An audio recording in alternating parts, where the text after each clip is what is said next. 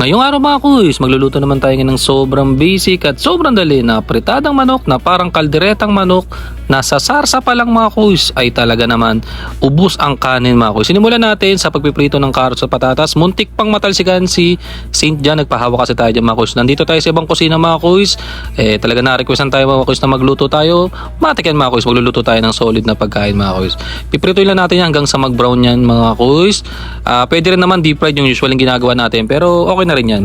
Kaya natin ginagawa mga kuys yung pagpiprito ng carrots at patatas mga kuys para iwas panis, tsaka mas madali na mga kuys. Hindi na natin siya papalambutin kasabay ng mga karne mga kuys. Tapos yan, lagyan na natin mga manok mga kuys. Nagisa tayo ng sibuyas at bawang dyan.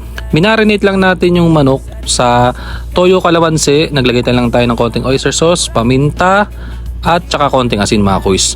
Yun yung ginagawa natin diskarte mga kuys. Alam ko sa iba hindi ito ginagawa, huwag nyong gawin mga kuys. Ang gusto lang natin dito mga kuys para manuot talaga yung lasa doon sa mismong karne ng manok.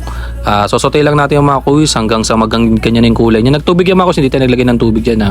Kusang lumabas yung tubig ng manok, naglagay tayo ng konting tomato sauce dyan, pwede rin tomato paste mga kuys kung ano yung gusto nyo. Lutuin nyo maigi mga kuys para iwas panis yan, pero naglagay rin kasi ako ng konting asukal dyan mga kuys. Makatulong din yun para hindi rin mapanis yung ating lulutuin mga kuys. Pagka ganyan naman ako si tsura na palambutan yung manok, maglalagay tayo ng rino. Kaya nabanggit ko mga kuys, pwedeng kaldereta, pwedeng apretada. Bahala na kayong mga kuys. Naglagay rin tayo ng bay leaves yan mga kuys o daon ng laurel. Talagang pampasarap din yung mga kuys. Ang sarap nito mga kuys kasi mismo talagang lumabas sa pagmamarinate natin. Di ba naglagay tayo ng toyo kalamansi doon? Yun yung mismo nagkatas. Hindi na tayo naglagay ng tubig dyan. Sa uli, yung talagang ang itsura ay talagang mukha ng masarap.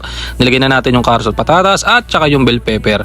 Yan yung sign na malapit nang maluto yung ating apretada na parang kaldereta mga kuys. Sinino mga kuys, sa sauce pa lang talaga promise mga kuys, mapapalabang ka ng kanin talaga. Medyo maliit lang yung lagay natin mga kuys, pero tinahandaan lang natin yan para naman di matapon. Masarap nga ito mga kuys kung naglagay tayo ng green peas, wala palag na ito mga kuys. Kaya nga nakakalito mga kuys, hindi mo malaman kung apretada o kaldereta. Kayo na ang bahalang humusga mga kuys. Tapos sa huli mga kuys, lagi ako nare-requestan ng aking mga pamangkin na i-shoutout ko daw sila dito mga kuys. Kaya ito, gagawin natin mga kuys, ito sila. Kay Custoto, kay John Paul, kay Alexa na matagal niya na talagang hinihiling na mabati dito sa maliit nating food vlog mga kuys na galing pa silang Italy. Kay Ate Atak at Jelly na galing naman sila ng US mga kuys. Talagang nagbakasyon sila dito.